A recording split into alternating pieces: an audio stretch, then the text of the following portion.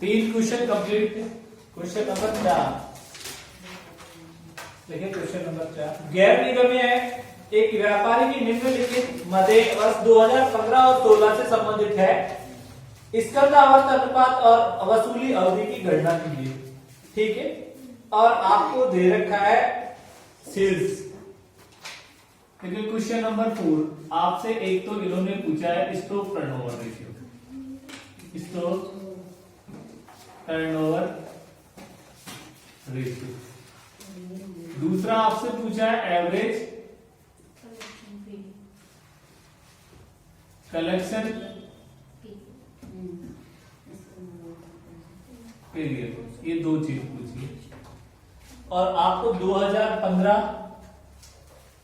और 2016 के डेटा दिए हुए हैं, और इन्होंने सबसे पहले सेल्स दी है, और सेल्स यहां पर दे दी 22 लाख, और उधर 25 लाख 60,000। उसके बाद इन्होंने दिया सेल्स रिटर्न, और सेल्स रिटर्न है 10 और 5।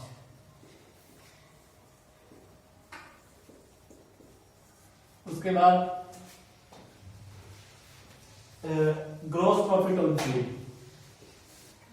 ग्रॉस प्रॉफिट ऑन सेल्स पे है 25%, 20%। डेटर्स है और बिल्स रिसीवेबल है 175, 2,55,000। और आपको दे रखा है बिल्स रिसीवेबल है 35 और 60। नेक्स्ट ओपनिंग स्टॉक है,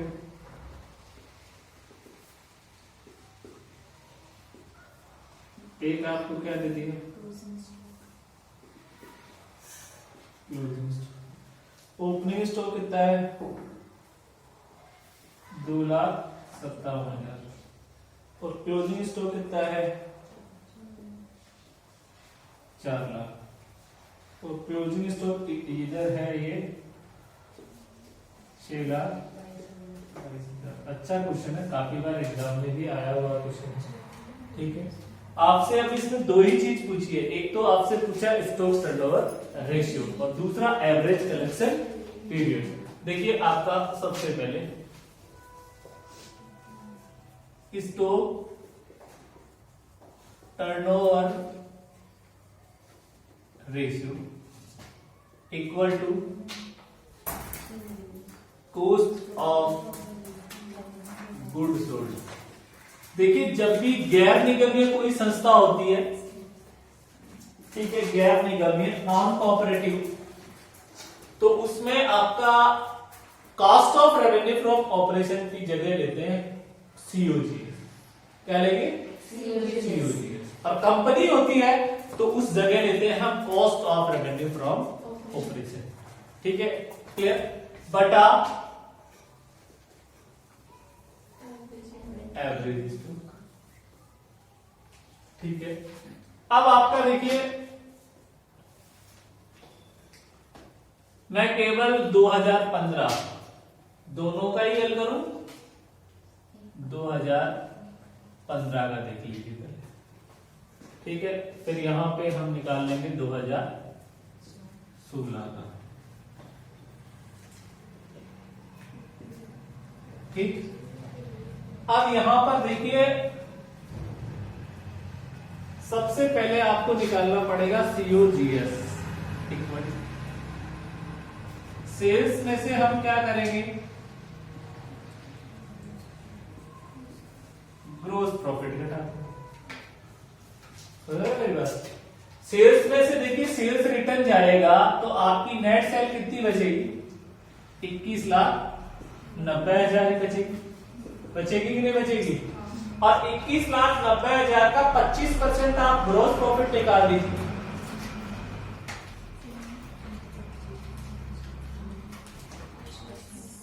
5,47,500। तो ये बच जाएगा 16,42,500।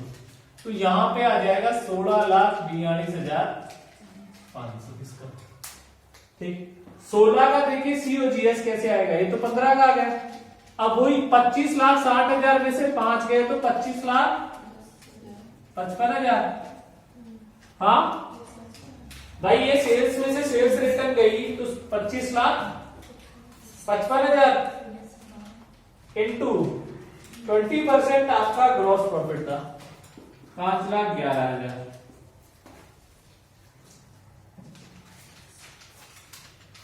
तो ये बच जाएगा 20,44,000।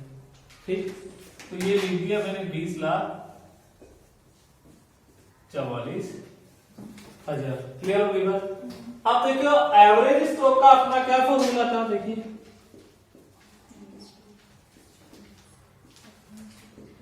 ओपनिंग स्टॉक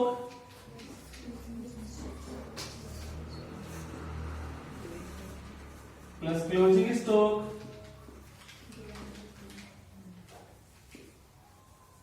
ओपनिंग तो आपका कितना है, देखिए यहां पर ओपनिंग स्टॉक है 15 के लिए 2,57,000 और क्लोजिंग आ गया आपका 4 लाख। जो ये है ना, ये इस 15 का क्या होगा क्लोजिंग, तो डिवाइड बाय 2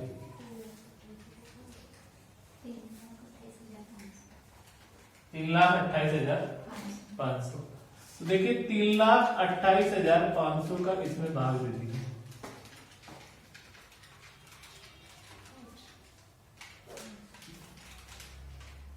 फाइव टाइम्स, तो ये तो 2015 का स्टॉक टर्नओवर रेशियो तो क्या आ जाएगा 5 टाइम्स आ जाएगा। अब 16 में आप देखिए 16 के लिए ओपनिंग स्टॉक कितना हो जाएगा 4 लाख।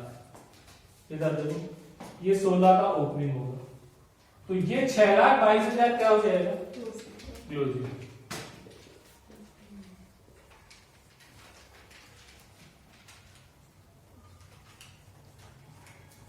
$5,11,000, इसमें 5,11,000 का बात होगी।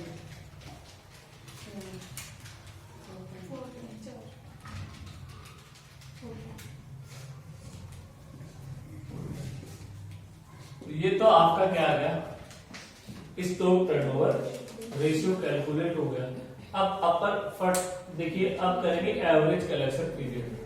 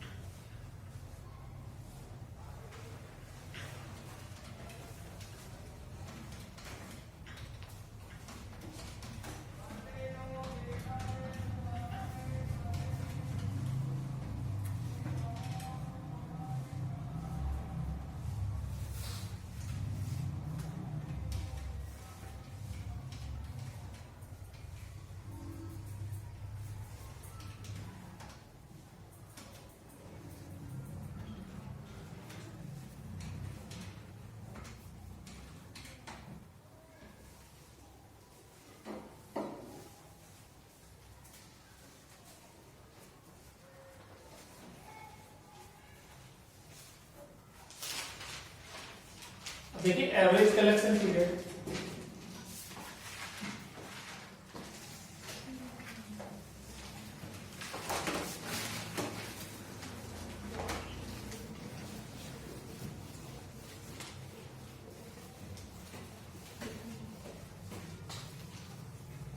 एवरेज कलेक्शन पीरियड का आपको फॉर्मूला लिखाया था मैंने,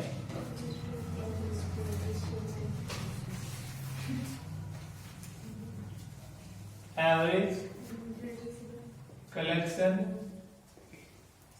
period equal to net credit sales बटा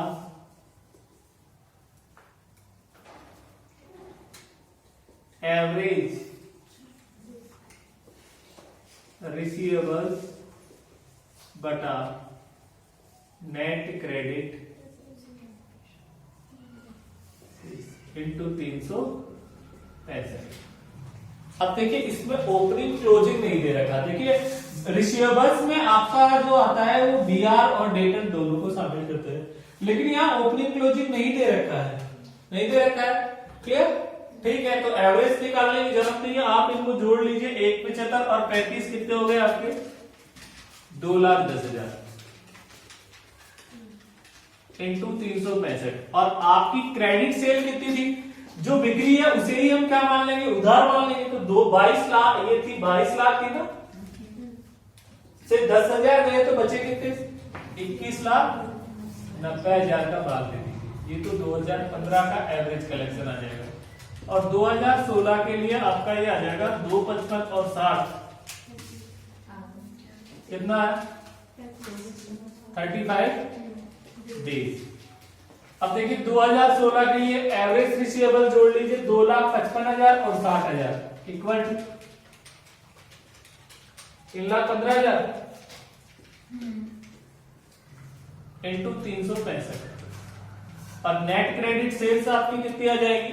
25,60,000 में से 5,000 गए तो 25,55,000। निकालो कितना? 45 डेज।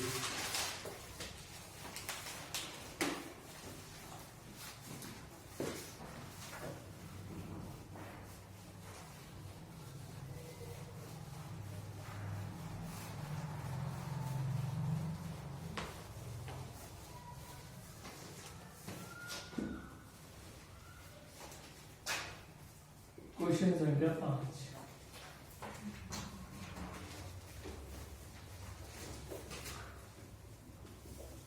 नीचे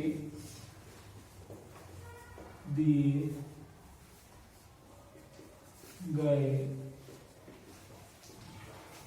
समांक बिरला लिमिटेड की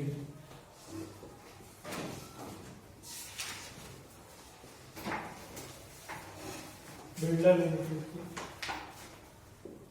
31 मार्च 2016 के लेखों से लिए गए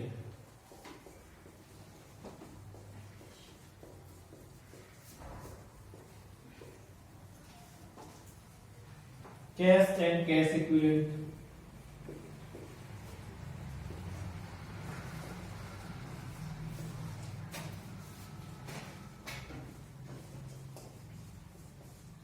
कैश एंड कैश इक्विवेलेंट्स 25,000 है।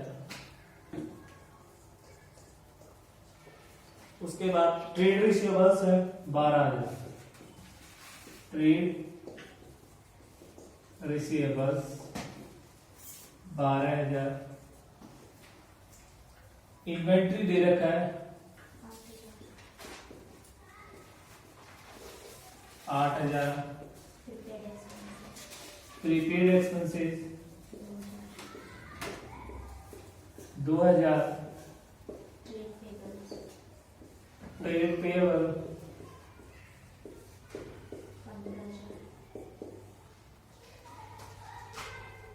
15,000। Revenue from 53,000, purchase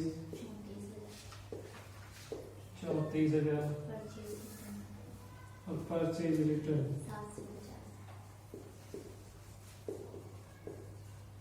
750। Question number 5। और क्वेश्चन नंबर 5 में पूछा आपसे एक तो number 1 working capital ratio, number 2 B आपसे क्या पूछा है, acid test ratio,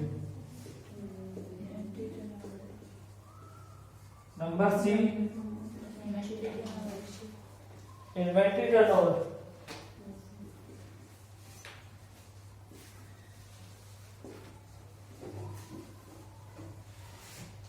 number D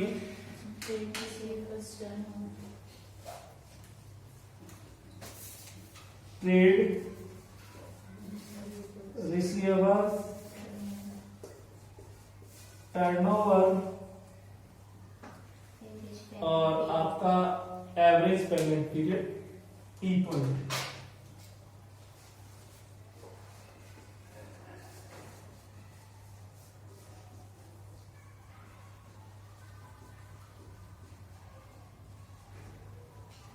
average payment period 5 सूत्र आपसे इसमें पूछे।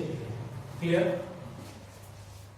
क्वेश्चन नंबर 5 और 5 फॉर्मूले आपसे पूछा है। पहला पूछा है क्या, वर्किंग कैपिटल, और जो करंट रेशियो होता है उसे ही वर्किंग कैपिटल रेशियो के नाम से जाना जाता है। कौन से रेशियो को, करंट रेशियो। कौन से रेशियो को, करंट रेशियो को। देखिए number A working capital ratio equal to CA बटा सीएल, करंट एसेट्स बटा करंट लायबिलिटीज। देखिए करंट एसेट्स आप जोड़ लीजिए, एक तो कैश दे रखा है 25,000, तो देखिए CA equal to 25,000 plus 12,000 trade receivable, inventory 8,000 है और प्रीपेड एक्सपेंसेस कितने हैं 2,000, इक्वल टू कितना होगा टोटल 47,000। तो ये तो कितनी करंट एसेट्स तो आपकी कितनी आ जाएगी 47,000 आ जाएगी। अब करंट लायबिलिटीज में आपको दे रखा, देखिए करंट लायबिलिटीज ट्रेड पेएबल दे रखा है केवल कितना 15,000, तो 47,000 में 15,000 का भाग दे दो,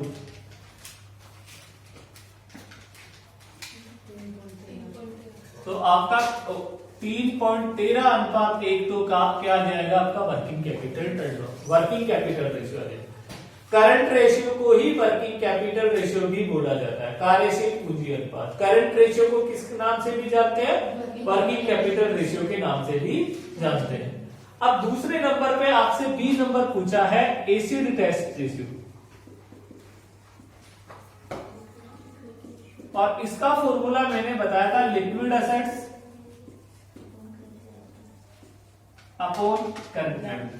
तो करंट लायबिलिटीज तो आपकी कितनी है, वही 15,000 है, और लिक्विड एसेट्स कैसे आएगी, सीए में से जो करंट एसेट्स है उसमें से हम क्या घटाते हैं, stock plus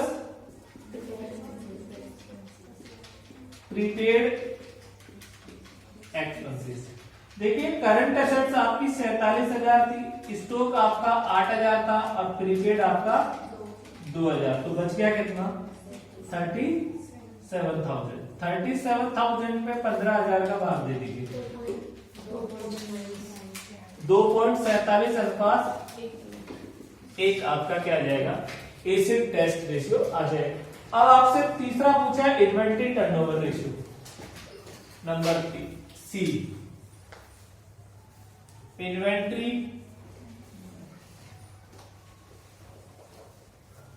turnover ratio equal to cost of revenue from operation या रेवेन्यू फ्रॉम ऑपरेशन बटा एवरेज स्टॉक। देखिए cost of revenue from operation percent में दे रखी है तो वो ले लेंगे, अगर cost of revenue from operation नहीं है तो रेवेन्यू फ्रॉम ऑपरेशन ले लेंगे। देखिए इस क्वेश्चन में आपको इन्वेंट्री 8000 दे रखा है, ओपनिंग क्लोजिंग नहीं दे रखा, तो एवरेज करने की आवश्यकता नहीं है। ये तो कितना आ जाएगा 8000 आ जाएगा। क्लियर। अब इसमें देखिए अपना सीओजीएस नहीं निकल सकता, cost of revenue from operation नहीं निकल सकता। क्यों नहीं निकल सकता? क्योंकि इसमें रेवेन्यू फ्रॉम ऑपरेशन तो दिया हुआ है लेकिन ग्रॉस प्रॉफिट की रेट नहीं दे रही। क्लियर है? ग्रॉस प्रॉफिट की रेट नहीं दे रखी, तो हम 53,000 को ही क्या मान लेंगे अपन कॉस्ट ऑफ। देखिए पहली प्रायोरिटी इसमें ये ली जाती है, यदि पर्सन में cost of revenue from operation है तो उसे ले ली, अगर वो नहीं है तो आप रेवेन्यू फ्रॉम ऑपरेशन को ले सकते हैं। तो 53,000 में 8,000 का भाग दे दीजिए, 6.625 times. Number D, number D आपसे पूछा ट्रेड रिसीवेबल टर्नओवर रेशियो। देखिए ट्रेड रिसीवेबल्स टर्नओवर रेशियो, सूत्र मैंने बताया था net credit revenue from operation बटा एवरेज रिसीवेबल्स या एवरेज ट्रेड रिसीवेबल, यही तो बताया। देखिए अब इसमें भी उधार बिक्री हुई आ जाएगी कितनी 53,000 और एवरेज आएगा नहीं, तो आप ट्रेड रिसीवेबल 12,000 दे रखा है तो 12,000 का भाग दे दीजिए,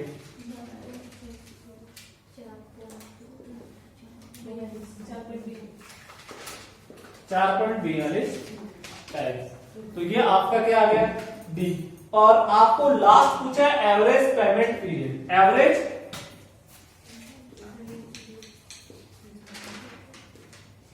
पेमेंट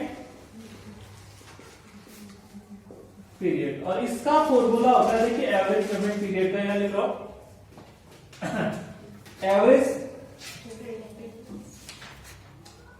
एवरेज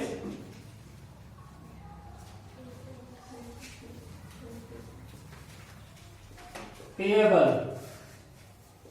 बटा नेट क्रेडिट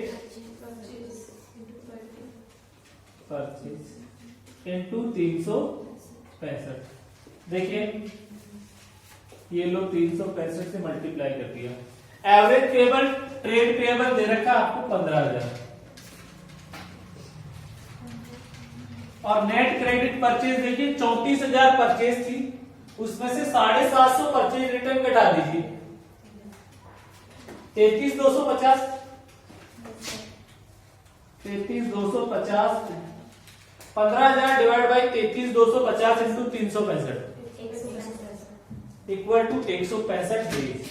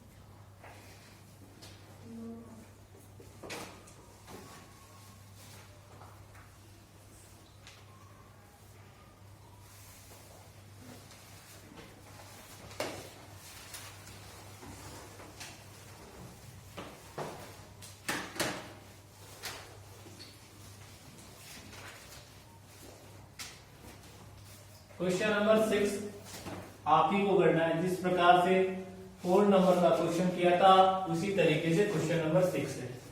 तो 6 तो सभी विद्यार्थी हल करेंगे। क्वेश्चन नंबर 6 7 नंबर का क्वेश्चन देखिए मैं करा रहा हूं हल। क्वेश्चन नंबर 7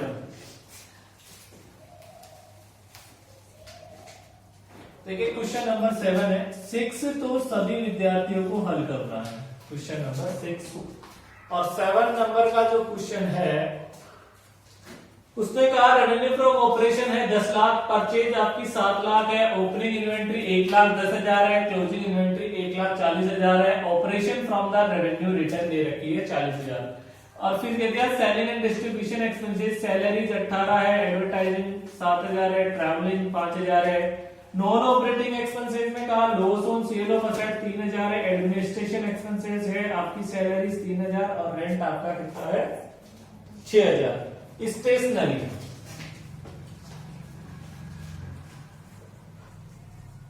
एंड पोस्टेज कितना है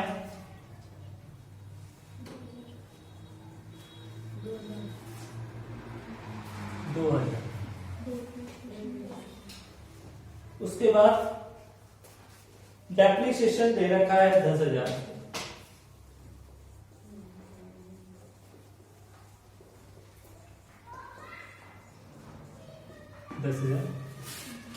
उसके बाद अदर चार्जेज है 20,000।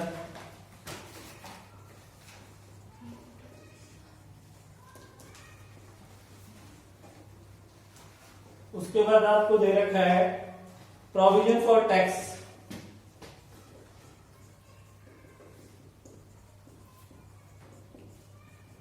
70,000। Dividend on share, profit on cell of share भी दे रखा है। नॉन ऑपरेटिंग इनकम भी दे रखी है। डिविडेंड ऑन शेयर 12,000 है, profit on cell of share है 6,000। ठीक है। आपसे इसमें प्रश्न में जो पूछा है, एक तो आपसे पूछा है gross profit ratio,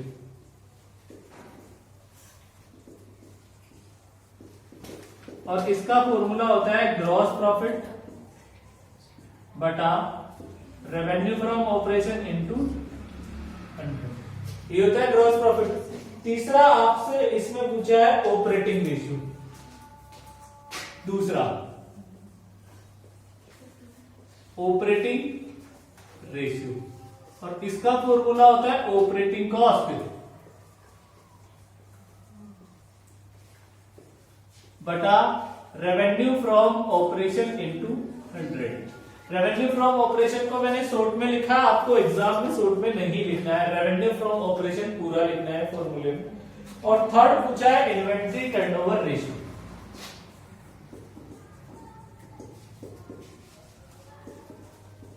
turnover ratio, और इसका फॉर्मूला आपका cost of revenue from operation बटा एवरेज स्टॉक। ठीक। अब देखिए यहां पर सेल्स दे रखी है क्या 10 लाख, रिटर्न भी दे रखी है कितनी 40। ठीक है। तो देखिए ग्रॉस प्रॉफिट आपका फॉर्मूला क्या रहेगा, gross profit equal to revenue from operation minus cost of revenue from operation. ठीक। अब रेवेन्यू फ्रॉम ऑपरेशन तो आपकी आ गई 9,60,000। कैसे आया 9,60,000? आपकी रेवेन्यू फ्रॉम ऑपरेशन 10 लाख थी, 10 लाख में से आपने रिटर्न 40,000 घटा दी तो बची कितनी? अब आपका देखिए cost of revenue from operation equal to, देखिए opening stock plus purchase, direct expenses question में है नहीं, माइनस क्या कर देंगे क्लोजिंग स्टॉक। ओपनिंग स्टॉक है आपका 1,10,000, परचेज आपकी दे रखी है 7 लाख और क्लोजिंग स्टॉक है 1,40,000। तो कितना बच गया 6,70,000। हाँ देखिए 6,70,000 इसमें से घटा दीजिए, 2 लाख 90,000। ये क्या आ गया आपका ग्रोस प्रॉफिट। तो देखिए gross profit 2,90,000, revenue from operation आपका 9,60,000 into 100,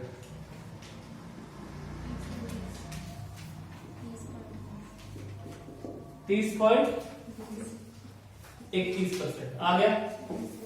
अब आपसे क्या पूछा, ऑपरेटिंग रेशियो, ऑपरेटिंग कॉस्ट बटा रेवेन्यू। अब रेवेन्यू फ्रॉम ऑपरेशन तो आपकी कितनी थी, 9,60,000 थी। देखिए आपका, देखिए ऑपरेटिंग कॉस्ट कैसे आएगा। ऑपरेटिंग कॉस्ट के लिए मैंने आपको लिखाया था cost of revenue from operation plus operating expenses. देखिए कॉस्ट तो आपकी 6,70,000। ऑपरेटिंग एक्सपेंसेस कौन कौन से होंगे ध्यान में रखना, मैंने नोट्स में लिखाया था। सेलिंग एंड डिस्ट्रीब्यूशन जोड़ लीजिए सारे, तो 18, 7 और 5 30,000 हो गए क्या?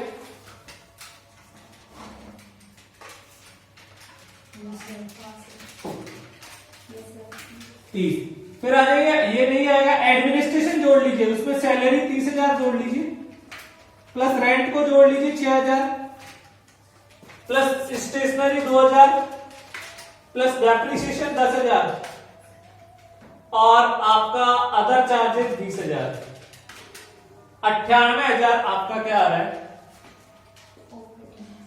ऑपरेटिंग एक्सपेंसेस जोड़ दीजिए। 7,68,000।